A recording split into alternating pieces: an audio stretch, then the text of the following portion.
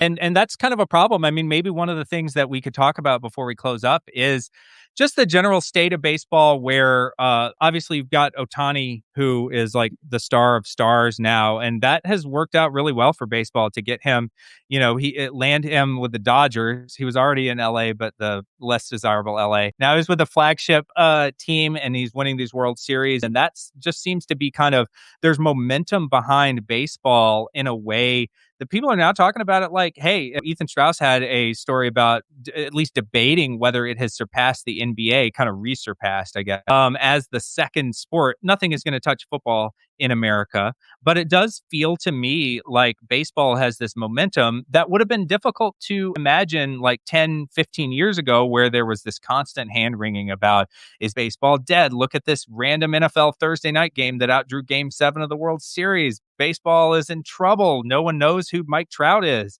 and all these things. And now it feels like maybe the vibes around baseball have gone in a more positive direction, which of course could be ruined by a lockout or strike or whatever. But do I have that read correct about sort of this, like whether it's the NBA being descendant or the MLB being ascendant? But it does feel like baseball is having a little bit more of a moment than it had maybe 15 years ago.